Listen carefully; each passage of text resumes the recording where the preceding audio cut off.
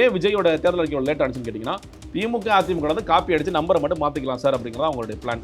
வேறு எதுவுமே கிடையாது. செங்கோடன் இன்னைக்கு எப்படியாவது ஜெயிக்க முடியுமா? வாய்ப்பு ரொம்ப குறைவு.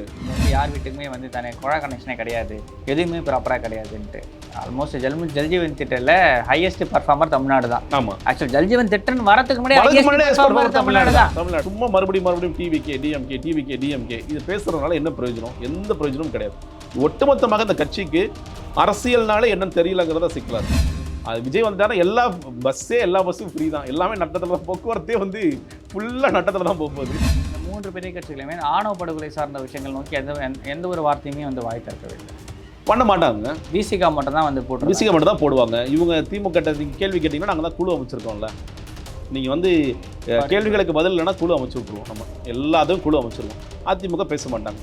விஜய் கவின் ஆணவப்படுகொலை இன்னைக்கு வரையும் கண்டிக்கிறாங்கிற கேள்வி தொடர்ச்சியாக இருந்துகிட்டு தான் இருக்குது. நீங்கள் சொல்கிறீங்களா பெண்களுக்கு நான் முக்கியத்துவம் கொடுக்குறேன், பெண்களுக்காக நான் ஆட்சியை கொடுக்க போகிறேன், பெண்களுக்கு பாதுகாப்பு கொடுக்குறேன், அதெல்லாம் சரி இருக்கட்டும். பெண்களை அதிகாரப்படுத்துவதில் விஜயோட பங்கு என்ன? இன்னைக்கு மழை வெள்ளம் வருதுங்க, பெரம்பலூர் தண்ணி வந்துருச்சுங்க, மற்ற எம்எல்ஏக்கள் ஓடுவாங்க, முதல்வர் களத்தில் இறங்கிட்டாருப்பா, உதயநிதி களத்தில் இறங்கிட்டாரு, எல்லாரும் ஏதோ ஒன்று நடக்கும். விஜய் என்ன பண்ணுவார்? அப்படியா மழை வந்துச்சா? யாருமே கழிச்சு வீடியோ போட்டு என்ன சொல்லவே இல்லை யாருமே. உங்களுக்கு விஜய் பிடிச்சிருக்கு, விஜய் ஒரு ஹீரோவா நீங்க பாக்குறீங்க, அவர் வந்து ரசிக்கிறீங்க, ஓட்டு பண்ணு நினைக்கிறீங்க, அவ்வளவுதான் சிம்பிள். சும்மா மாற்றம்னு ஏற்றி விடுறாங்க, அவ்வளவுதான்.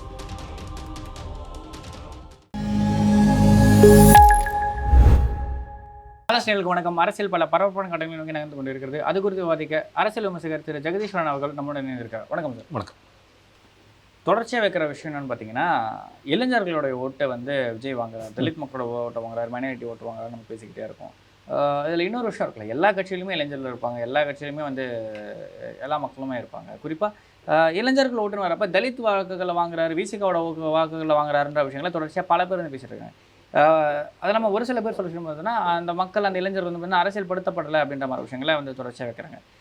மற்ற சமூகத்தினர் வந்து அரசியல்படுத்தப்பட்டாங்களா, இல்லை அதர் ஓபிசியில் இருக்கவங்க அரசியல்படுத்தப்பட்டாங்களான்னு ஒரு மிகப்பெரிய கேள்வி இருக்குது. குறிப்பாக மற்றவங்களை கம்பேர் பண்ணுறப்போ வந்து பார்த்திங்கன்னா, இந்த பக்கம் இருக்கிறவங்க டிஸ்கிரிமினேஷனை ஃபேஸ் பண்ணுறாங்க, அது சார்ந்த விஷயங்களை நோக்கி பல ஒரு சில இடங்களில் இன்சல்ட்டை ஃபேஸ் பண்ணுறாங்க, ஒரு சில விஷயங்களில் ரிசர்வேஷன் மாதிரியான விஷயங்கள் நோக்கி நகராங்க. அப்போ அது ஏன் தெரிஞ்சுக்க வேண்டிய தேவையும் அதுக்கான கட்டாயமும் இருக்குது. ஒரு இன்செக்யூரான இடத்துல வாழ வேண்டியதாக இருக்குது. அது இல்லாமல் சமீபத்தில் நடந்த பல ஆணவ படுகொலைகள், பல விஷயங்கள் நம்ம பார்க்க முடியுது. அப்படி இருக்கிறப்ப இவங்க அரசியல்படுத்தப்படலைன்னு சொல்கிறது எந்த வகையில் நியாயமாக இருக்குன்னு ஒரு கேள்வி இருக்குல்ல. நிச்சயமா நீங்கள் சொல்கிறதுல நான் விக்கிரவாண்டி மாநாட்டில் இருந்தேன். விக்கிரவாண்டி மாநாட்டிற்கு அதிகமாக வந்தவர்கள் யாருன்னு கேட்டிங்கன்னா, நான் வந்து வன்னியர்கள் வந்தாங்க, தலித்துகள் வந்தாங்க, முத்தரையர்கள் வந்தாங்க. இதான் நான் பார்த்தது. நீங்கள் கொங்கு சமூகத்திலேருந்து பெருசாக வரல. நான் உள்ளே இருந்து பார்த்த விஷயம் தான் நான் உங்களுக்கு ஷேர் பண்ணுறேன். நீங்கள் இந்த விஜயோட ரசிகர்களாக நிறைய தலித்துகள் மட்டும்தான் இருக்கிறாங்கன்னு முன்வைக்கிறாங்கல்ல. நான் இதை எப்படி பார்க்குறேன்னா, இது அதாவது அந்த இடம் சார்ந்து பொருளாதார ரீதியாக மக்கள் எப்படி இருக்கிறாங்கிறத நான் பார்க்குறேன். ஏன்னா நீங்கள் ஒரு காலத்தில் விஜயகாந்தோடைய படம் வந்து சென்னையில் ரிலீஸ் ஆகுமா, இது வந்து என்னுடைய நண்பருடைய அப்பா வந்து ஒரு போஸ்ட் ஆஃபீஸில் பார்த்தீங்கன்னா அவர் சொன்னது. உளுந்தூர் போட்ட போன்ற பகுதிகளில் விஜயகாந்த் படம் ரிலீஸ் ஆகும் போது மரத்தை வெட்டி ஹைவேஸில் போடுவாங்களாம். இது செய்கிறது யாருன்னு கேட்டிங்கன்னா, வன்னியர்களும் செய்வாங்க, தலித்தும் 2 பேர் சேர்ந்தா செய்வாங்க. அந்த இடத்துல வந்து இந்த ஜாதி பிரிவுலாம் இல்லை.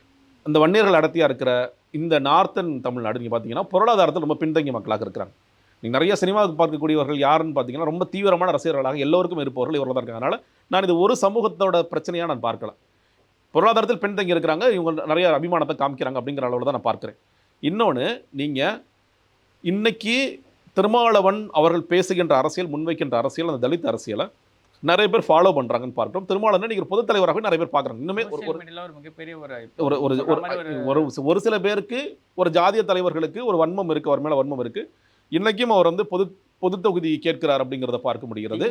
மற்றவங்களுக்கு கொடுக்குறப்ப அவர் நார்மலாக கொடுத்துட்டு, இப்போ காங்கிரஸ் பிரிச்சுலாம் போடவே இல்லை. இவங்க கொடுக்குறப்ப 6 தனி தொகுதி 2 பொது தொகுதின்னு பிரித்து போடுறாங்க. அந்த ஒரு விஷயம் பார்க்குறோம். ஆனால் இவர் வந்து ஒரு பொது தொகுதி, இன்னொன்று நீங்கள் ஓபிசியோட ரைட்ஸுக்கு நிறைய போராட்டார், அந்த மெடிக்கல் ரிசர்வேஷனில் நிறைய போராட்டார், தொடர்ச்சியாக போராடிட்டு இருக்காரு. நம்ம பார்க்குறோம். நீங்கள் இஸ்லாமியர்கள் நிறைய பேர் வந்து திருமாவளவன் பக்கம் இருக்கிறாங்க அப்படிங்கிறத பார்க்கின்றோம். ஸோ அவர் இருக்கார்.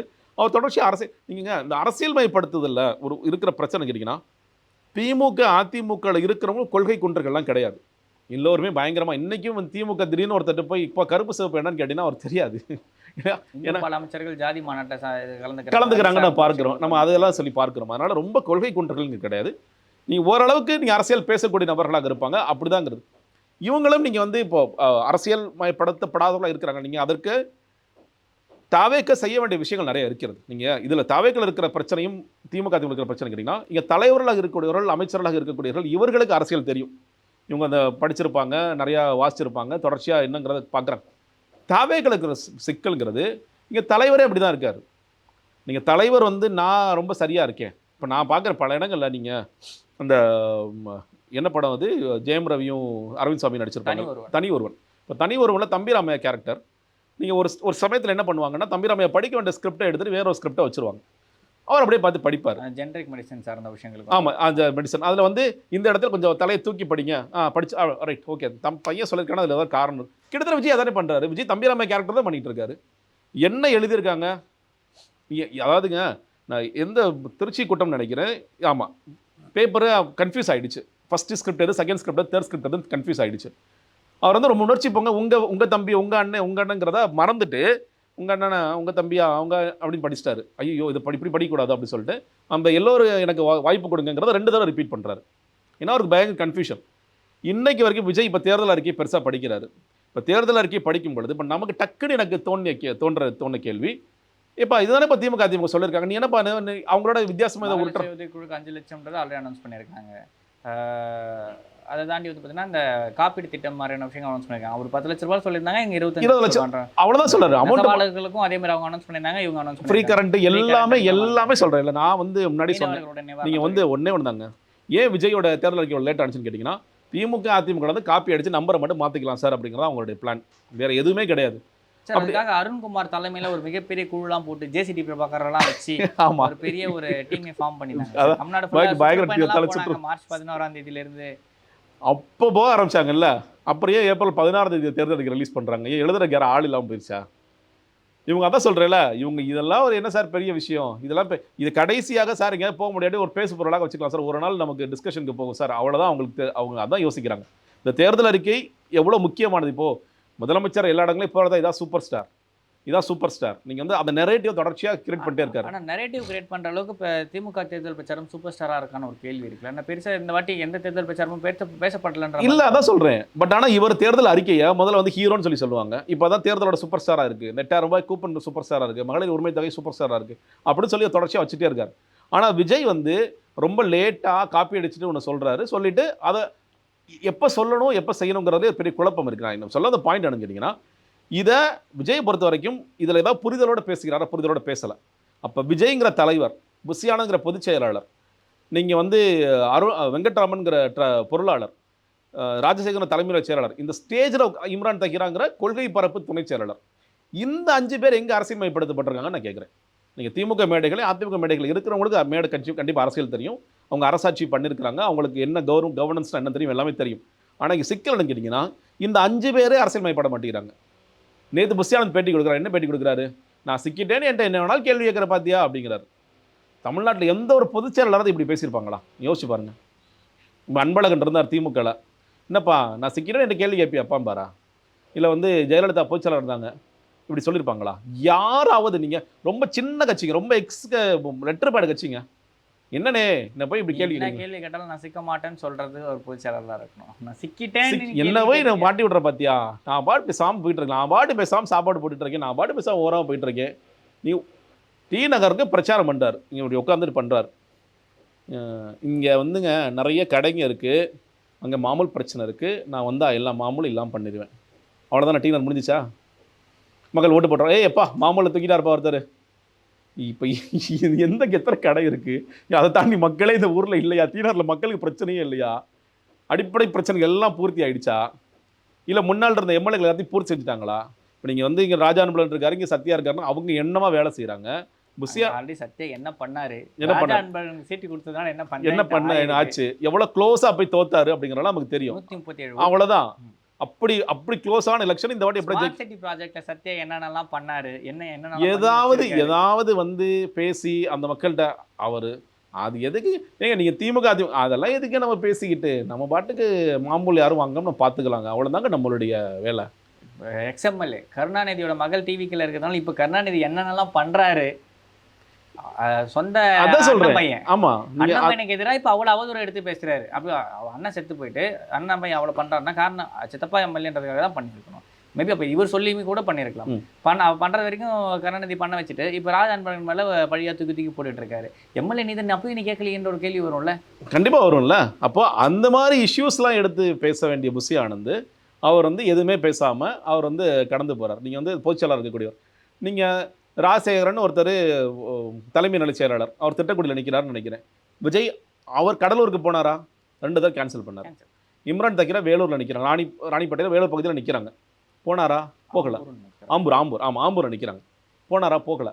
அவங்க என்ன பிரச்சாரம் பண்ணுறாங்க? நீங்கள் மற்ற கட்சிகளில் கொள்கை பரப்பு செயலாளர் இருக்கக்கூடியவங்களுக்கு என்ன பிரச்சாரம் போகுதுன்னு நம்ம பார்ப்போம். அவங்க என்ன பெரிய கேண்டிடேட்ப்பா, நம்ம போய் இதாக ஃபோக்கஸ் இருக்கா, அவங்க போகிறாங்களா, என்ன பண்ணுறாங்க? அப்போது இதில் தலைமையில் இருக்கிறவங்களே வந்து அரசியல் மயப்படுறதுக்கு ரெடியாக இல்லை. அப்போ அவங்க அரசியல் மயப்படாமல் கீழே இருக்கிறவங்க அரசியல் மயப்படணும். அவங்க என்ன பண்ணுவாங்க? மேலே இருக்கிறவர் நான் பேப்பர் கொடுத்தா படிச்சுட்டு போயிடுவேன். செங்கோட்டையன் எத்தனை தொகுதிகளுக்கு பிரச்சாரம் போனார்? ஜேசிடி பிரபாகரன் எத்தனை தொகுதிகள் பிரச்சாரம் போனார்? எப்படிங்க போக முடியும்? அவங்களே பின்தங்கிட்டு இருக்கும்போது எப்படி போக முடியும்? செங்கோட்டையன் இன்னைக்கு எப்படியாவது ஜெயிக்க முடியுமா? வாய்ப்பு ரொம்ப குறைவு. அதிமுக அடிப்பாங்க, திமுக அடிப்பாங்க, அதை மீறி நான் எப்படி ஜெயிப்பேன்? அவங்க கூட இருப்பாங்களே சத்யபாமா, அவங்க ஜெயிப்பாங்களா? வாய்ப்பு குறைவு. நீ ஒன்றும் இல்லை. இப்போ இந்த சென்னையிலே கூட நீங்கள் இப்போ விஷயம் நடந்ததுன்னா ஒரு நான் நினைக்கிறது 3வது இடம் தான் போவார். இந்த 2 பேரை மீறி முதல் இடத்துக்கு 2வது இடத்துக்கு வரக்க வாய்ப்பு. 2 பேர் தான் போட்டி. ஆமாம், அப்படிதான் இருக்கு. இப்படியே அப்படிதான் போட்டி. நீ வெள்ளிவாக்கத்தில் வேணா அதை ஒரு 2வது வரக்கு முயற்சி பண்ணுவார்னு சொல்லி சொல்லுங்க. அந்த இடத்துல இல்ல அந்த இடத்துலயுமே வந்து பிரச்சனை இருக்கு. ஏன்னா எஸ்ஆர் விஜயகுமார்ன்ற கேண்டிடேட் ஏடிஎம்கேல ஸ்ட்ராங்கான கேண்டிடேட். மத்திய ஆமா சென்னையில் இருந்தவர் தயாநிதி மாறன் இருந்தவர். இவர் மறுபடியும் நான் வந்துருவேன், நான் வந்து ஜெயிக்க போறேன், என்ன சேலஞ்ச் பண்றேன், உதயநிதியை இங்கே நிக்கல, ஸ்டாலின் இங்கே நிக்கல, இது என்ன பேச்சு இதெல்லாம்?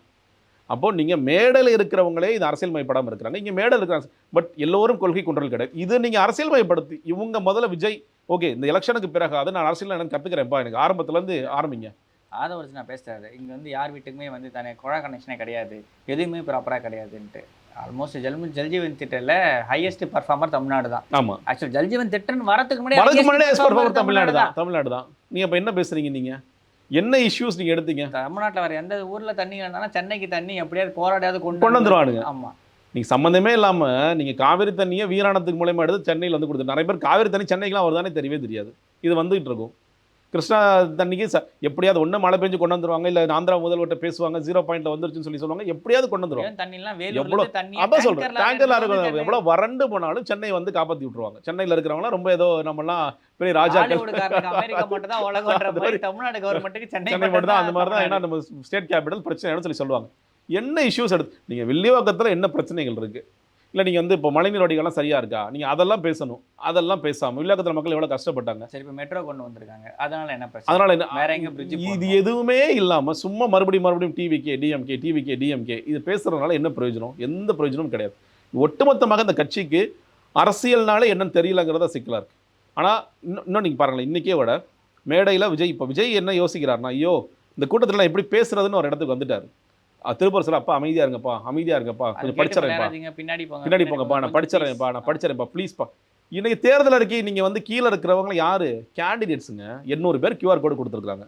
அதில் 232 பேர் விஜய் விட்டுட்டிங்கன்னா 232 பேர் கேண்டிடேட்ஸ் வந்தவன். அவன் டிவிக்கேன்னு கத்துறான். டேய், நீ எம்எல்ஏ ஆக போகிறீங்களா? நீங்கள்லாம் எல்லா கட்சியிலையும் ஆர்வம். இப்போ இன்னைக்கு கூட ஸ்டாலின் ஒரு கூட்டத்தில் ஒருத்தர் டான்ஸ் ஆடிட்டுலாம் இருந்தார். ஒரு எம்எல்ஏ கேண்டிடேட்டாக இருக்கவர். ஸ்டாலின் பிச்சம் உட்கார் அப்படிங்கிறார் அவர். இவங்க எல்லாரும் டிவிகே ஜனங்களை குஷி பண்றதுக்காக டான்ஸ் ஆடி ஓட்டு கேட்டது, அதெல்லாம் ஓகே, இவங்க டான்ஸ் ஆடினாலும் நம்ம பார்க்குறோம், அதெல்லாம் பார்க்குறோம். இங்கே அதெல்லாம் ஒரு எந்த விஷயம் பண்ணுறாங்க. இங்கே ஒட்டுமொத்தமே இந்த கும்பலே மறுபடியும் விஜய்ங்கிற ஃபோக்கஸில் இருக்கே தவிர மக்களுக்கு நம்ம என்ன செய்யணும், மக்களுக்கு என்ன ப்ரப்போஸ் பண்ணுறோம், மக்களுக்கு நம்ம ஏன் போராடணும், மக்களுக்கு ஏன் அதை செஞ்சு கொடுக்கணும் அப்படிங்கிற புரிதல் தெளிவும் நீங்கள் வந்து 90% கேண்டிடேட்ஸ்ட்டு இல்லை. தவைக்கல இல்லை. ரொம்ப சில பேர் ரேர் பீஸாக இருக்கிறாங்க. ஓகே, மக்கள் பிரச்சனை எடுத்து நான் பேசுகிறேன், எனக்கு கொஞ்சம் ஏற்கனவே தெரியும், மக்களுக்கான வேலை செய்ய வந்திருக்கேன், ஏதோ நான் சமூக ஆர்வலர் இருந்திருக்கேன், அந்த மக்கள் மட்டும்தான் இருக்காங்களே தவிர ஒட்டுமொத்தமாக அரசியலுக்கும் இவங்களுக்கு சம்மந்தம் இல்லாத மாதிரியான ஒரு குரூப்பாக இருக்குது. இதை தாண்டி வந்து பார்த்தீங்கன்னா 3 தேர்தல் அறிக்கையுமே தமிழ்நாட்டுக்கு வருவாய் எப்படி கொண்டு வரேன்னு வந்து சொல்லவே இல்லை. எல்லாமே இந்த மாதிரி செலவினங்கள் சார்ந்த விஷயங்கள் தான், திட்டங்கள் சார்ந்த விஷயங்கள், அதிரடியான திட்டங்கள்லாம் பல இருக்குது.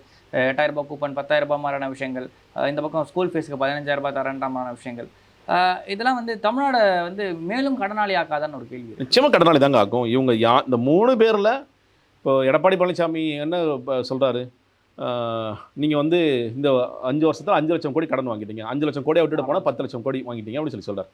இவங்க என்ன சொல்கிறாங்க, நாங்கள் 2011 1 லட்சம் கோடி கடனை விட்டுட்டு போனோம். நீங்கள் 10 வருஷத்தில் இது 4 லட்சம் கோடி வாங்கி 5 லட்சம் கோடியாக மாற்றிட்டீங்க. அதில் 1.5 லட்சம் கோடி நீங்கள் வாங்கின கடனுக்கு வட்டி கட்டிட்டு இருக்கோம். வட்டி கட்டிட்டு இருக்கோம். அப்போது இப்போ மறுபடியும் இப்போ எடப்பாடி பழனிசாமி ஒருவேளை வரன்னு வச்சுக்கோங்களேன், அவர் என்ன பண்ணுவார்? அவர் சொல்கிற இந்த குலவிளக்கு திட்டம் கொடுக்கணும், 10,000 ரூபாய் பணம் கொடுக்கணும், இதெல்லாம் பண்ணணும்னா, இந்த தாலிக்கு தங்கம் கொடுக்கணும், பட்டு புடவை கொடுக்கணும், இதெல்லாம் வாங்கினா முதல் கையெழுத்து என்ன போடுவார்? அப்பா கடன் வாங்குங்கப்பா, பட்ஜெட் போடணும்னா ஆண்களுக்கும் இலவச பேருந்து. ஆண்களுக்கு இலவச பேருந்து. இப்போ பேருந்து ஃபுல்லாகவே ஃப்ரீ தான். அது விஜய் வந்துட்டாருன்னா எல்லா பஸ்ஸும் ஃப்ரீ தான். எல்லாமே நட்டத்தில் தான், போக்குவரத்தே வந்து ஃபுல்லாக நட்டத்தில் தான் போகுது. ஆல்ரெடி வந்து யூனிவர்சிட்டியில் நட்டத்தில் போயிட்டு இருக்கு. ஸோ நீங்கள் யார் வந்தாலும் முதலாவதாக இப்போ எவ்வளோ கடன் வாங்கலாம்? இப்போ இவங்க என்ன சொல்லுவாங்க? இப்போ ஜிஎஸ்டிபிக்குள்ளே தான் இருக்குது, எல்லாம் அங்கே கணக்குள்ளே தான் இருக்குது, நீங்கள் கடன் வாங்க. நீங்கள் வருவாய் பெருக்கிறதுங்க, நீங்கள் பார்க்குறோம் வருவாய் பெருக்குது. இல்லை 5 யாரோட வருவர்களுக்கு மாதம் 18,000 ரூபாய் சம்பளத்தில் வேலை இது பண்ணி தரேன்ற மாதிரி விஷயம்லாம் வந்து விஜய் அனௌன்ஸ் பண்ணுறாரு. பட் அது எதை பேஸ் பண்ணின்ற ஒரு விஷயங்கள் இருக்குல்ல. ஆல்ரெடி வந்து பார்த்தீங்கன்னா தமிழ்நாடு டிஎன்பிசி வந்து கேலண்டர் போட்டு தான் வந்து ஒர்க் பண்ணிட்டு இருக்கு. ஆமாம், யூபிஎஸ்சி டிஎன்பிசி கேலண்டர் போட்டு தான் ஒர்க் பண்ணும். திருப்பி கேலண்டர் போட்டு ஒர்க் பண்ணுறதுக்கான எந்த விடுபடாமல் ஃபில் பண்ணுன்ற மாதிரி விஷயங்கள்லாம் வந்து விஜய் சொல்கிறார். இல்லை அதான் சொல்கிறேன்ல, அவர் திமுக அதிமுக இந்த மாதிரி வாக்குறுதியை கொடுக்குறாங்க. திமுக வந்து போன தேர்தல் அறிக்கையில் வருஷத்துக்கு 10 லட்சம் வேலைவாய்ப்புகள் உருவாக்குன்னு சொல்லி சொன்னாங்க. 3 லட்சம் ஒட்டுமொத்தமாக காலி பணியிடங்கள் அரசு வேலைவாய்ப்புகள் இருக்குது, நாங்கள் அதை ஃபில் பண்ணோம்னு சொல்லி சொன்னாங்க. விஜய் அதை நான் செய்வேன், ஆனால் நீங்கள் என்ன நம்பணும். ஸ்டாலின் சாரை நம்பாதீங்க, ஆனால் என்ன நம்புங்க. நீங்கள் ஸ்டாலின் சார் நம்பலங்கிறத விடுங்க. உங்களை நம்புறதுக்கு நீங்கள் இப்போ ஒன்றில் திருப்பூரில் போய் பேசுகிறாருங்க, அரசு ஊழியர்கள் ஆசிரியர்களுக்கு நாங்கள் பணி நிரந்தரம் செய்வோம். 5 ஆண்டுகள் வந்து வேலை பார்த்தவங்களுக்கு பணி நிரந்தரம் செய்கிறோம் அப்படின்னு நம்மளே பேசியிருக்கோம் நம்ம சேனல்லையே. டிசம்பர் இறுதியில் தமிழ்நாடு கொந்தளிச்சிருந்துச்சு போராட்டத்தில். நான் அப்போ கூட சொன்னேன், இது எதிர்க்கட்சிகளுக்கு சரியான தருணம். திமுக எதிர்த்து அரசியல் பண்ணுறதுக்கு விஜய் வாய் திறந்தாரா? விஜய் அந்த இடத்துல என்ன பண்ணிட்டு இருந்தார்? நம்மளால கேட்டு என்ன பண்ணிருக்காரு? இப்போவுமே அந்த அந்த பிரதிநிதிகளை கூப்பிட்டு வச்சு நான் வந்தவொடனே உங்களுக்கு நான் செஞ்சு தரேன், உங்க இதுலயே நான் அனௌன்ஸ் பண்றேன், நம்புங்க. நான் சொல்ற மாதிரி அந்த பிரதிநிதிகளை கூப்பிட்டு வச்சு, அப்பா நீ நம்புறீங்களா, இந்த விஜய் நம்புறீங்களா, நான் செய்கிறேன், சார் நம்புறேன் சார், வாங்க சார். தேர்தல் அறிக்கை ரிலீஸ் பண்ணுறப்போ ஒரு விவசாயி, ஒரு ஆட்டோ டிரைவர்னு சொல்லிட்டு எல்லாரையும் கூப்பிட்டு அனௌன்ஸ் பண்ணுறாரு. நெசவாளர்கள் குழுவை கூப்பிட்டு வந்து பார்த்தீங்கன்னா உங்களுக்கு இதெல்லாம் நான் வாக்குறுதியாக கொடுக்குறேன். இந்த மாதிரி போராட்டம் ஜாக்டோ கூப்பிட்டு வச்சு பழைய ஓய்வு திட்டம் இது பண்ணுறேன், பழைய ஓய்வு திட்டத்தை கன்சிடர் பண்ணுவேன்னு சொல்றாரு. இவர் எப்படி பண்ணுவார்? திமுக குழு அமைச்சாம நாங்களும் குழு அதான் சொல்றாரு. குழு கிட்டத்தட்ட திமுகவுடைய பிரதியாக வரணும்னு பார்க்குறாரு, அவ்வளோதான். இவர் ஸ்டாலின் சார் ஏமாத்திட்டார். இப்போ ஒருவேளை விஜய் வந்தாருன்னா திமுக என்ன சொல்லுவாங்க? விஜய் சார் ஏமாத்துறாரு அவங்களெல்லாம் சொல்லுவாங்க. அவங்களாவது ஏதோ ஒரு இன்னொன்று நீங்கள் அவங்க ஏதோ புரிதலில் பண்ணாங்க. இவர் எந்த புரிதலும் இல்லாமல் இவர் என்ன பண்ணுவாருன்னே தெரியலை. இது ஏன் இந்த இந்த வேலைவாய்ப்பு ஏன் இவ்வளோ நாள் ஃபில் பண்ணாமல் இருக்கிறாங்க? செவிலியர்கள் ஏன் போராடுறாங்க? ஆசிரியர்கள் ஏன் போராடுறாங்க? அந்த போராட்டத்துக்கு நீங்கள் போயிட்டு அவங்களோட காது கொடுத்து கேட்டிருந்தீங்கன்னா, இல்லை அவங்கள வர வச்சு கேட்டிருந்தீங்கன்னா இது என்ன சிக்கல்னு உங்களுக்கு தெரியும். எந்த சிக்கல்னே உங்களுக்கு தெரியாது, ஆனால் நான் பணி நிரந்தரம் செஞ்சுருவேன். இதே தான் ஸ்டாலின் சொன்னார். ஏன் செய்யலை அவர்? நீங்கள் ஆட்சியில் இருந்தவங்களால செய்ய முடியலை, புதுசாக வந்தால் நான் செஞ்சுருவேன். சரி, எங்கேருந்து காசு வரும்? ஸ்டாலின் சார் டாக்ஸில் போது அதுலேருந்து நான் எடுத்து கொடுத்துருவேன். ஆனால் இந்த 3 பெரிய கட்சிகளுமே ஆணவ படுகொலை சார்ந்த விஷயங்கள் நோக்கி எந்த ஒரு வார்த்தையுமே வந்து வாய் திறக்கவே இல்லை, பண்ண மாட்டாங்க. விசிகா மட்டும் தான் வந்து விசிகா மட்டும் தான் போடுவாங்க. இவங்க திமுக நீங்கள் கேள்வி கேட்டிங்கன்னா நாங்கள் தான் குழு அமைச்சிருக்கோம்ல. நீங்கள் வந்து கேள்விகளுக்கு பதில் இல்லைன்னா குழு அமைச்சு விட்ருவோம். நம்ம எல்லாத்தையும் குழு அமைச்சிருவோம். அதிமுக பேச மாட்டாங்க. விஜய் கவின் ஆணவ படுகொலை இன்னைக்கு வரையும் கண்டிக்கிறாங்கிற கேள்வி தொடர்ச்சியாக இருந்துகிட்டு தான் இருக்குது. அதுக்கப்புறமா நிறைய விஷயம் நடந்து எவ்வளோ நடந்துருச்சு. அப்போ எந்த ஆணவ படுகொலை குறித்தும் எனக்கு பெரிய பார்வை இல்லை. நீங்கள் வந்து சரி இடஒதுக்கீடு குறித்து என்ன பார்வை? ஒரே சிம்பிளாக முடிச்சார், ஜாதிவாரி கணக்கெடு படுங்க, அவர் பார்த்துக்கலாம், அவ்வளோதான், சிம்பிளாக முடிச்சிடுறாரு. சரி, உங்கள் கட்சியில் நீங்கள் போதுமான சமூக நீதிக்கு பிரதிநிதித்துவம் கொடுத்துருக்கீங்களா? கேண்டிடேட்ஸில் போதுமான பிரதிநிதித்துவம் கொடுத்துருக்கீங்களா? நீங்கள் என்ன சொன்னீங்க? 33% இடஒதுக்கீடு நான் பெண்களுக்கு கொடுப்பேன், கட்சியோடைய விக்கிரவாணி மாநாட்டில் அறிவிச்சார். இப்போ எத்தனை பெண்களுக்கு வாய்ப்பு கொடுத்துருக்காங்க விஜய்? இல்லை திமுக சொல்கிறேன், அதிமுக சொல்கிறேன். இன்றைக்கி வந்து விமன் ரெசல்யூஷன் பில்லு போகுது. நாங்கள் தான் நீங்கள் அதையும் டீலிமிட்டேஷன் போட்டு குழப்பாதீங்க, அது ஓகே கரெக்டு தான். ஆனால் இந்த விமன் ரெசல்யூஷன் பில் போகிற அதே சமயத்தில் நாங்களே முன் வந்து நாங்கள் 33% கொடுத்தோன்னு யாராவது கொடுக்குறாங்களா? விஜய் கொடுத்தாரா? சீமான் 50-50 கொடுக்குறாரு. விஜய் ஏன் கொடுக்கல? நீங்கள் சொல்கிறீங்களா பெண்களுக்கு நான் முக்கியத்துவம் கொடுக்குறேன், பெண்களுக்காக நான் ஆட்சியை கொடுக்க போகிறேன், பெண்களுக்கு பாதுகாப்பு கொடுக்குறேன், அதெல்லாம் சரி இருக்கட்டும். பெண்கள் அதிகாரப்படுத்துவதில் விஜயோட பங்கு என்ன? கட்சியில் முக்கியமான பெண் நிர்வாகிகள்லாம் தாகிரா உட்பட 2 பேர் இருந்தாங்க. அவங்களுமே எப்பவுமே ரேர் சீன்ல தானே இருக்காங்க. இப்போ ஆதவஜன மாதிரி பேட்டி கொடுக்குறவங்க எங்க யாருமே இல்லைங்க. நீங்கள் மகளிர் தினம் கொண்டாடும் போது அது வரைக்கும் யாருக்குமே தெரியாத பல பேர் மேடை ஏற்றுறாங்க. இவ்வளோ பெண் நிர்வாகிகள்னு சொல்கிறாங்க. மகளிர் நிர்வாகிகள் எங்கே இவ்வளோ நாள் எங்கே இருந்தாங்க? இது வரைக்கும் ஏதாவது ஒரு மேடையில் விஜயோட ஷேர் பண்ணியிருக்காங்களா? அவங்க அந்த ஒரே ஒரு அம்மா இந்த உறுதிமொழி படிக்கிறதுக்கு மட்டும் ஒருத்தவங்களை பயன்படுத்துகிறாங்க. மற்றபடி பெண்களுக்கு விஜய் கொடுக்குற முக்கியத்துவம் என்ன? பெண் ரசிகர்கள் நிறைய பேர் இருக்காங்க. அவங்க அந்த கேள்வி கேட்கணும்ல. அண்ணா நிறையா சொல்கிறாரு. அண்ணா எத்தனை எம்எல்ஏக்கு வாய்ப்பு கொடுத்துருக்காரு, ஏன் நம்மளுக்குலாம் வாய்ப்பு கொடுக்கல? எத்தனை பேரை வந்து அமைச்சராக போகிறார் அண்ணா? அவ எதுவுமே தெரியாது. இப்போ நீங்கள் கிட்டத்தட்ட நீங்கள் மற்ற கட்சிகளோட பிரதியாக தான் விஜய் வராரே தவிர அவருக்குன்னு பெரிய இண்டிவிஜுவாலிட்டிங்கிறதெல்லாம் இல்லை. மற்றவங்களை அப்படியே காப்பி அடிச்சு நம்ம வந்துடலாம். ஆனால் அந்த ஒரு மாற்றம் அப்படின்றத மக்கள் விரும்புகிறாங்க. விஜய் வந்தால் ஒரு மிகப்பெரிய ஒரு மாற்றம் வரும், ஒரு எழுச்சி வரும் அப்படின்ற மாதிரி விஷயங்கள், ஒரு மாற்ற அரசியல். நான் வந்து சொல்கிறேன் இல்லையா, நம்ம ஏமாற்றிக்கிறோம், அவ்வளோதான். எனக்கு விஜய் பிடிச்சிருக்குன்னு சொல்கிறதுல சில பேர் தயக்கம் இருக்குது. ஓப்பனாக சொல்லுங்க, விஜய் எனக்கு பிடிச்சிருக்குன்னு விஜய் ஓட்டு போகிறேன், சிம்பிளாக முடிச்சுட்டு போங்க. எதுக்கு நீங்கள் மாற்றம் உருட்டிட்டு இருக்கீங்கன்னு நான் கேட்பேன். சிம்பிளாக தான் கேட்பேன். சரி, மாற்றம் தானே வேணும், ஏன் சீமானுக்கு ஓட்டு போடல நீங்கள்? அவங்களுக்கும் ஓட்டு போட்ட பல பேர் தான் போனோம். இது வரைக்கும் நான் சீமானுக்கு போட்டேன், இப்போ நான் வந்து விஜய்க்கு போடுறேன். சரி, இப்போ சீமானுக்கு ஓட்டு போட்டு அவரை ஏமாத்திட்டாரா உங்களுக்கு? எனக்கு புரியல. இல்லை, சரி, உங்க ஊர்ல வேலை செஞ்சு யாரோ சுயேட்சை கூட நிற்பாங்க, சின்ன சின்ன கட்சிகள். உங்களுக்கா உண்மையிலே வேலை செஞ்சு யாராவது நிற்பாங்க, அவங்களுக்கு நீ வாய்ப்பு கொடுக்க வேண்டியதானே? நீங்க ஏன் மாற்றமா விஜய் மட்டும் உங்களுக்கு கண்ணுக்கு தெரிகிறாரு? உங்க ஒரு ஊர்லயும் 16 பேர் 12 பேர் நிற்கிறாங்க, அதுல யார் பெஸ்ட் கேண்டிடேட்னு பார்க்க வேண்டியதானே? இல்லை விஜய் தான் வரப்போறாரு, விஜய் தான் நாங்கள், விஜயே எங்களுக்கு பிடிச்சிருக்கு, அவ்வளோதான். இதுக்கு வந்து திமுகவுக்கு மாற்று, அதிமுகவுக்கு மாற்று, இது சும்மா, இதெல்லாம் இந்த கதையெல்லாம் சும்மா. எல்லாருக்கும் பொதுவாக சொல்கிறேன். நான் இதை வந்து படித்தவங்க படிக்காதவங்க அது எந்த வேறுபாடு இல்லை. நான் படித்தவங்கள்ட்டே பேசுகிறேன். ஏன்னா வரக்கூடாது சொல்ல, ஏன் வரணும்? நான் ரொம்ப சிம்பிளாக கேட்குறேன். நீங்கள் உங்களோட மாற்று நீங்கள் சொல்கிற ஒரு காரணம், விஜய் இந்த 2 வருஷத்தில் இது பண்ணிட்டாரு அப்படின்னு நீங்கள் சொல்லுங்கள், நானே ஏற்றுக்கிறேன். நீங்கள் எதிர்பார்த்த உடனே நான் பண்ணார், ஏதாவது ஒரே ஒரு விஷயம் சொல்லுங்கள். பெண்கள் பாதுகாப்புன்னு சொல்லுவோம். விஜய் தரக்கு பெண்கள் பாதுகாப்புக்கு நான் சத்தியமாக செஞ்சிருவேன், நான் கையடிச்சு அதெல்லாம் இல்லை. விஜய் ரிஃபார்ம்ஸாக ஏதாவது ஒன்று சொல்லியிருக்காருன்னு சொல்லுங்கள். இல்லாத ஒன்று, நான் பேனிக் பட்டன் போய் அந்த பேனிக் பட்டன்லாம் இருக்குன்னு இருக்குது, பஸ்ஸஸில் இருக்குது. நான் வந்து அந்த இடத்துல லைட் வைக்கிறேன், அதெல்லாம் இல்லை. சிசிடிவி வைக்கிறேன்னு சொன்னார். நீங்கள் உண்மையாக என்ன மாற்றத்தை கொண்டு வர போகிறீங்க? எனக்கு சகோதரி காவலன் SOS ஆப் இருக்குது, அந்த ஆப் ஏற்றிருந்தா அந்த பவர் பட்டனை டேப் பண்ணால் ஆட்டோமேட்டிக்காக வந்து நியர்பை பீட் வரும் போயிடும். அவர் என்ன சொல்கிறாரு, வீரமங்கை வேல்நாச்சியார் படை, இது எல்லாம் எப்படி சாத்தியப்படுத்த போகிறாரு? இதில் எங்கேருந்து சாத்தியப்படுத்துவார்? அதே மாதிரி வந்து பெண் போலீஸார் வந்து பாதுகாப்பு பணியில் ஈடுபடுத்த மாட்டேன் அப்படின்னு சொல்கிறார். அப்போ திருவிழா போன்ற மற்ற இடங்கள்ல பெண்கள் கூடுற இடத்துல அவங்க என்ன பண்ணுவார்? நான் அவங்களுக்கு ஏதோ நான் அவங்கள பாதுகாக்கிறேங்கிற மாதிரிங்க, அதுவே போல உங்கள் பார்வையே தப்பு இல்லை. இது கைண்ட் ஆஃப் டிஸ்கிரிமினேஷன் தான் இது. எங்க போலீஸ் தானேங்க, அது என்னங்க பெண் போலீஸ் ஆண் போலீஸ், பெண் எஸ்பி ஆண் எஸ்பி, இது என்ன இது காமெடி பண்ணிட்டு இருக்காரு அவர்? எஸ்பிங்க, அவங்க எஸ்பி ரேங்க்ல இருக்கிறவங்க தூக்கி போட்டு மிதினா மிதிப்பாங்க, அவங்களும் நல்லா மிதிப்பாங்க, ஒன்றும் பிரச்சனை இல்லை. இது பாலின பாகுபாடு மாதிரியான விஷயங்கள் கொண்டு போய் அவருக்கு புரியலை. அவர் புரியுது, அவர் ஏதோ நாங்கள இதுதானே நடக்குது இன்னைக்கு உலகம் முழுக்க. நான் வந்து என் மனைவியை காப்பாற்ற பாதுகாக்கிறேன், குழந்தையை பாதுகாக்கிறேன், இப்படி தானே சொல்லிட்டு அயோக்கியதானம் பண்ணிட்டு இருக்காங்க எல்லாரும். அப்போ விஜய் கிட்டத்தட்ட அந்த ஒரு லைனுக்கு தானே வராரு. அப்போது அவருக்கு அந்த புரிதல்ங்கிறது இல்லைன்னு அதான் சொல்லி, நீங்கள் வாக்களிக்கணும்னு முடிவு பண்ணுறீங்களா? சரி, ஓகே. நான் வந்து என்னோட தொகுதி 54 நான் கேண்டிடேட்ஸை பார்ப்பேன். 10 பேர் இருக்காங்களா, 10 பேர் யார், என்ன படிச்சிருக்காங்க, இதுக்கு என்ன சமூகம் செஞ்சுருக்காங்க, இந்த கட்சிக்காரங்க என்ன பண்ணியிருக்காங்க அப்படிங்கிறத பார்த்து சீர்தூக்கி பண்ணணும். இல்லை எனக்கு என் வீட்டில் இருக்கிற விஜய் பிடிச்சிருக்கா, அவ்வளோதான், முடிஞ்சு போச்சு.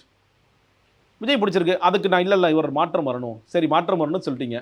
கடந்த 5 வருஷத்தில் உங்கள் தொகுதியில் இருந்த திமுகவோ அதிமுககாரரோ ஜெயிச்சிருந்தாருன்னா அவர் என்ன செஞ்சார், என்ன செய்யறாங்க உங்களுக்கு தெரியுமா?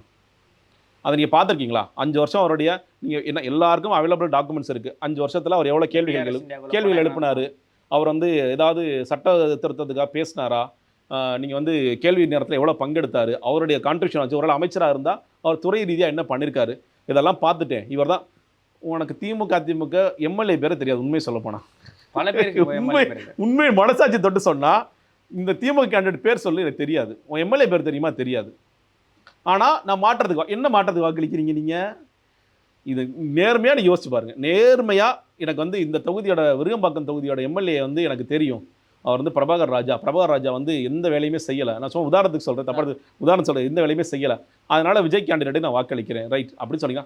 விருகம்பாக்கத்தில் எம்எல்ஏ திமுக ஜெயிச்சாங்க, தெரியாது எனக்கு. தொகுதி ஒன்று இருக்கா? உண்மை இதுதான். நான் பஸ் ஸ்டாப் பண்ணல. இப்படி இருக்கும் பொழுது நீங்கள் வந்து உங்களுக்கு விஜய் பிடிச்சிருக்கு, விஜய் ஒரு ஹீரோவாக நீங்கள் பார்க்குறீங்க, அவர் வந்து ரசிக்கிறீங்க, ஓட்டு போன்னு நினைக்கிறீங்க, அவ்வளோதான், சிம்பிள். சும்மா மாற்றம்னு நீ ஏற்றி விட்றாங்க, அவ்வளோதான். நீங்கள் உண்மையிலே நான் ரொம்ப அடிபட்டிருக்கேன், இந்த கவர்மெண்ட்டில் அடிபட்டிருக்கேன், அந்த கவர்மெண்ட்டில் அடிபட்டிருக்கேன், யாராவது ஒருத்தர் புதுசாக வருவார்னா அதுக்கான வாக்கில் ஒரு 3% 4% எப்பயும் வரதான் செய்யும். அது சில நேரம் சீமானுக்கு போகும், பழைய கமலுக்கு போச்சு, இந்த மாதிரியான வாய்ப்புகள் வரக்கூடிய வாய்ப்பு. ஆனால் இந்த முறை விஜய் ஒன்றுமே செய்யாத விஜய், நான் தான் சொல்கிறேன். இதெல்லாம் செஞ்சிருக்கிற விஜய், தொடர்ச்சியாக விஜய் இந்த களத்தில் நின்று மக்களுக்காக போராடி, மக்களுக்காக பேசி கடுமையாக உழைத்த விஜய்னா நான் சொல்கிறேன், தயவுசெய்து விஜய்க்கு ஓட்டு போடுங்க, ஒரு வாய்ப்பு கொடுங்க, நானே சொல்கிறேன். அவர் சொல்லும்போது நானும் சொல்கிறேன், தயவுசெய்து விஜய்க்கு வாக்களிங்கன்னு சொல்கிறேன். எதுவுமே செய்யாத நீங்கள் இவர் மோசம், நீ அதை விடலப்பா மோசமாக இருக்கிறது தான் கேள்வியாக இருக்கிறது. இவங்களையாவது பார்த்துடலாம், நான் என்னைக்காவது சட்டையை பிடிச்சி கூட இவங்களை கேள்வி கேட்கலாம், நான் திட்டி கூட ஏதாவது எழுதலாம், உன்னை பார்க்கவே முடியாது. நீ பெரம்பூரில் ஜெயிச்சுன்னா நீ பனையூரில் படுத்து தூங்குவீ, நான் என்ன பண்ணு நீலாங்கரில் படுத்து தூங்குவீங்களே, நாங்கள் எங்கே போய் மக்கள் இந்த பிரச்சனையில் பேசலாம். நாளைக்கு மழை வெள்ளம் வருதுங்க, பெரம்பூரில் தண்ணி வந்துருச்சுங்க, மற்ற எம்எல்ஏக்கள் ஓடுவாங்க.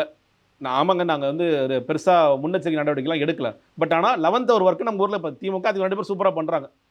கலவரம் நடந்துருச்சா கலவரத்துக்கு பின்னாடி எப்படி அதை அடக்கணுங்கிறதுல பிரெட் கொடுப்பா, அது கொடுப்பா, மக்களை கொண்டு போய் ஸ்கூலில் தங்க வைப்பா, சாப்பாடு போடுப்பா, முதல்வர் களத்தில் இறங்கிட்டா இருப்பா, உதயநிதி களத்தில் இறங்கிட்டா இருப்பா, சிக்கரோட.